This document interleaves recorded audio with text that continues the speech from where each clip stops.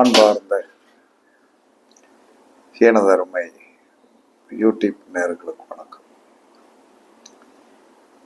இது ஒரு முக்கியமான பதிவு தான். சமூகத்தில் இன்னைக்கு பெற்ற குழந்தைகள் ஒரு குறிப்பிட்ட வளர்ச்சிக்கு பிறகு பருவ கிளர்ச்சியினால் தான் ஆசைப்பட்டதை அடைய வேண்டும் என்று சொல்லக்கூடிய ஒரு நோக்கத்தில் சமூக அந்தஸ்துக்கு ஒத்துவராத செயல்களை செய்வதற்கு காரணம் என்ன? இது எப்படி இந்த அமைப்பு இருந்தால் அவர்கள் செய்வார்கள்? ஏன் இந்த உலகத்தில் ஜாதி மதங்கள் என்பது நாம பத்தி பேசவே வேண்டாம். ஜாதி மதங்களை பத்தி பேசி நம்ம ஒன்றாக போறதில்லை. பெற்ற தாய் தகப்பனுக்கு நன்றி உடையவர்களாக குழந்தை இருக்க வேண்டுமா? இதுதான் கர்மா. அப்ப இதுதான் கர்மா. இந்த துரோகத்தை செய்கின்ற ஒரு ஆதிபத்தியத்தை என்ன சொல்ல எது அப்படிங்கிறத நீங்க சிந்தனை பண்ண பார்க்கணும். ஜாதகத்துல நல்லா பார்க்கணும். அப்ப அந்த ஜாதகத்துல நீங்க எவ்வளவுதான் ஊட்டி வளர்த்தாலும், உயர கொண்டு போய் விட்டாலும், சுக்கிரன் தான் இந்த கர்மாவை தீர்மானிக்கக்கூடிய ஒரு சக்தி.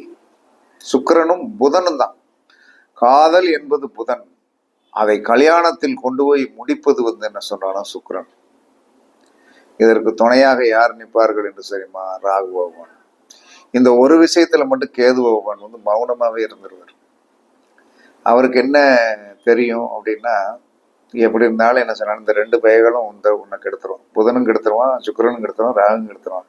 கடைசியில நீ என்ன சொன்னா, அழுந்தி சாக போறது என் கையால தானே. உனக்கு ஒரு முடக்கம் வந்த பிறதானே நீ என்னை பத்தி எல்லாம் சிந்திப்ப. அப்ப ஞானத்தையும் அறிவையும் போதிக்கக்கூடிய அந்த கேது பகவானை பத்தி யாராவது சிந்தனை பண்ணியிருக்கிறோமா? கேது பகவானை பத்தி நம்ம ஏதாவது சிந்தனை பண்ணோமா அப்படின்னா, இன்று வரை யாரும் சிந்தனை பண்ணுவதே கிடையாது. கேது பகவானை பத்தி சிந்தனை பண்றது கிடையாது. ஆமா, கேது என்று சொன்னால் முடக்கம். கேது என்று சொன்னால் முடக்கம் இல்லை, அறிவு. அந்த அறிவை என்ன சொல்றேன்னா, நாம் பிரயோகப்படுத்தணும். அப்ப ஒரு ஜாதகத்தில் கேது எந்த இடத்தில் இருக்கிறாரோ அந்த கேது எந்த இடத்தில் இருக்கின்ற இடத்திலிருந்து தான் என்ன சொன்னா, போன பிறப்போடைய கர்மா தொடரும். அப்ப போன பிறப்போடைய கர்மாவை தொடராமல் வைப்பதற்கு வழி இருக்கிறதா என்று சொன்னால், அப்ப பூமியில பிறக்காமத்தான் இருக்கணும்.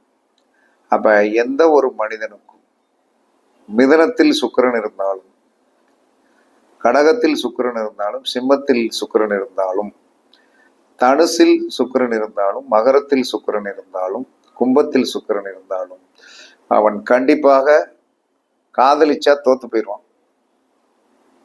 சரி, காதலில் நான் வெற்றி பெறுவேன் என்று சொன்னால் அந்த கல்யாணம் சிறப்பாக இருக்கு. இதுல ஒரே ஒருத்தர் இந்த சுக்கிரனை குரு பார்த்தால் தப்பிச்சுக்கிடுவாங்க. சுக்கிரனை குரு பார்த்தால் தப்பிச்சுக்கிடுவாங்க. இல்லைன்னா தப்பிக்க முடியாது. அந்த வினைக்குள்ள போய் அனுபவிச்சு ஒண்ணுமில்லாம போய் சீரழிஞ்சு செங்கச்சமந்து வந்துருவாங்க. அதனால பிள்ளைகளுடைய ஜாதகத்தில் சுக்கிரன் எங்கே இருக்கிறாரோ அப்ப எல்லா குழந்தைகளையும் கவனமாக நீங்கள் பாதுகாக்கணும்.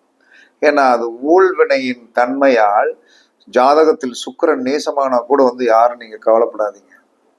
ஏன்னா சுக்கிரன் நேசம்தான் ஆச்சு. உச்சமானா எல்லாரும் என்ன சொல்லுவாங்கன்னா, அது ஒண்ணுமே நடக்காது, அனுபவிக்க முடியாது, ஆகு அப்படின்னு ஜோதிடர்கள் பேசுவார்கள். அதெல்லாம் நம்பாதீங்க. இந்த 6 இடத்தில் சுக்கிரன் இருக்கின்ற ஜாதகத்தை நீங்கள் பார்த்தால் அவர்களுடைய அந்த குருவை ஏதாவது ஒரு விதத்தில் சுக்கிரன் பார்த்து விட்டால் கல்யாண வாழ்க்கை நீடித்ததாக இருக்கும். இல்லை என்று சொன்னால் கல்யாண வாழ்க்கை டேமேஜ் ஆயிரும். அதனால உங்க பிள்ளைகளுக்கு சொல்லி வளங்க, சொல்லி வளங்க. ரெண்டாவது, காதல் கைகூட வேண்டும் என்று சொன்னால் அதற்கு புதனை என்ன சொன்னா, சுப கிரகங்கள் பரிபூரண பார்வை பார்க்க வேண்டும். காதல் கைகூட வேண்டும் என்று சொன்னால் கிரகங்கள் பரிபூரண பார்வை பார்க்க வேண்டும். அப்ப அந்த பரிபூரண பார்வை பார்த்தால்தான் காதல் சக்சஸ் ஆகும். ஒரு சனியோ ஒரு செவ்வாயோ பாவகிரகங்கள் பார்த்து விட்டது என்று சொன்னால் காதல் கைகூடாது. இது யாருக்குமே என்ன சொன்னா, முதல்ல எல்லாருக்கும் நம்ம எடுத்து சொன்னாலும் அவங்க அதை ஏற்றுக்கொள்ளக்கூடிய ஒரு மனோநிலையில் இருக்க போவதே கிடையாது. இதுதான் விதி அப்படின்னா, இதுதான் விதி. அப்ப இதுதான் விதி அப்படின்னு சொல்லி வரும்போது எவ்வளவு ஒரு அற்புதமான ஜோதிடத்து சித்தாந்தத்தை 12 கட்டத்துக்குள்ள இலகுவா அடக்கிட்டு அதுக்குள்ள இருக்கிற அற்புதமான கருத்துக்களை எடுத்து சொல்லுவதற்கு ஒருத்தர் ஆள் இருந்தார் என்று சொன்னால் அந்த ஜோதிடருக்கு கூட்டமே இருக்காது.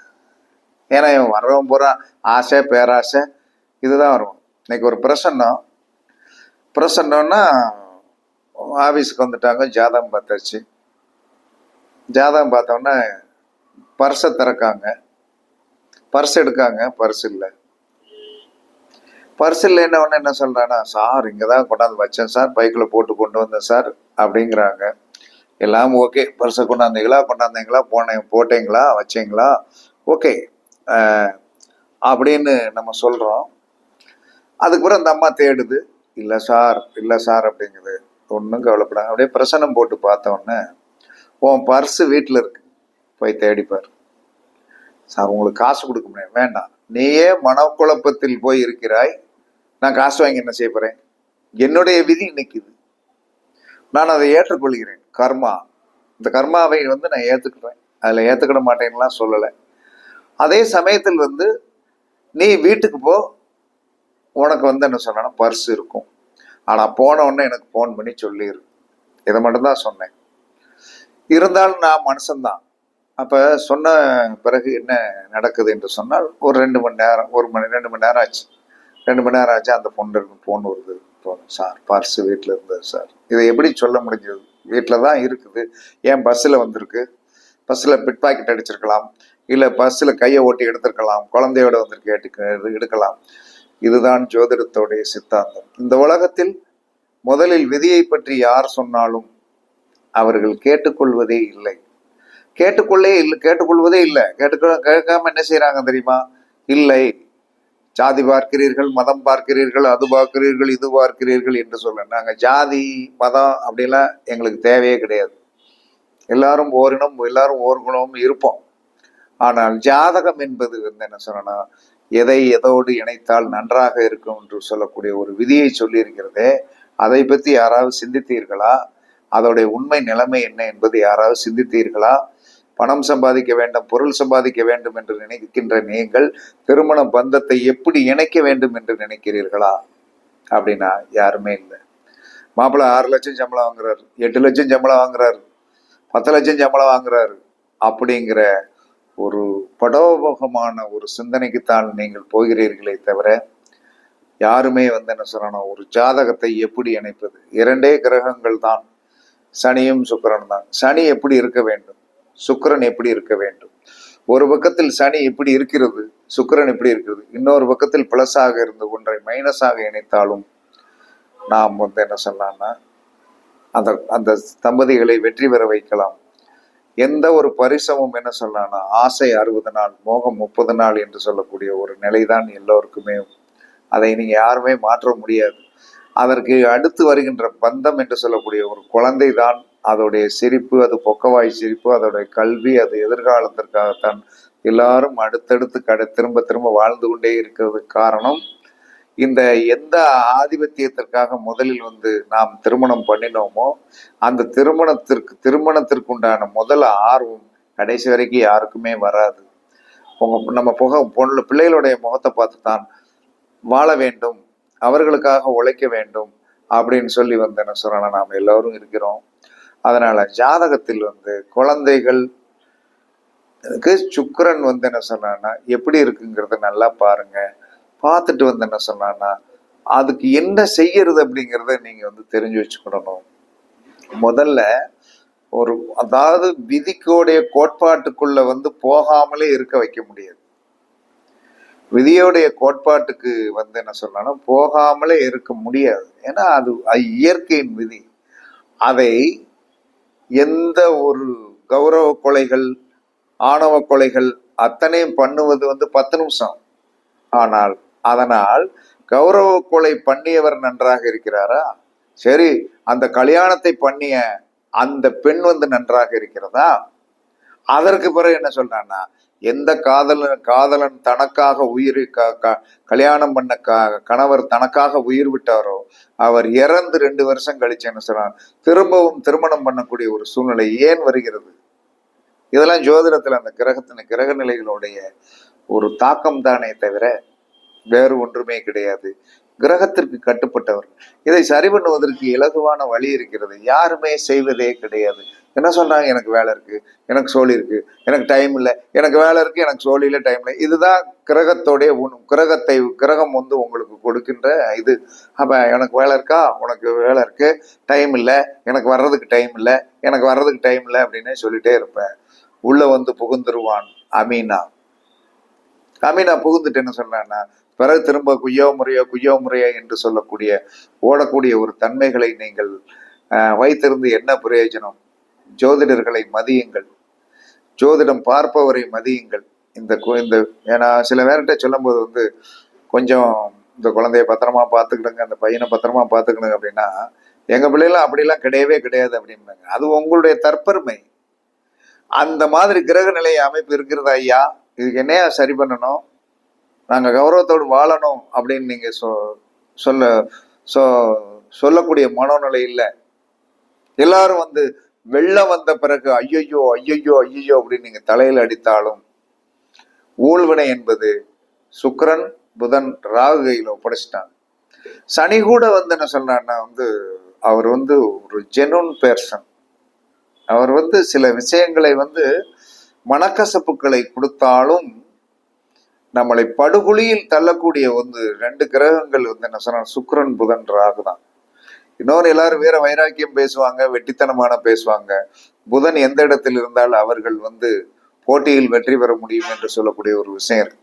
புதன் வந்து என்ன சொன்னா ரிஷபத்தில் இருந்தாலும், மிதுனத்தில் இருந்தாலும், கடகத்தில் இருந்தாலும், கன்னியில் இருந்தாலும், துலாத்தில் இருந்தால்தான் அவர்கள் வந்து தான் எடுத்த காரியத்தில் வந்து வெற்றி பெற முடியுமே தவிர மற்ற இடங்களில் இருந்தாலும் உன் காதலாவது உன் கத்திரிக்காது, உன் காதல் தோத்து போயிடும் அப்படின்ட்டு நான் பாட்டுக்கு போயிட்டே இருப்பேன்.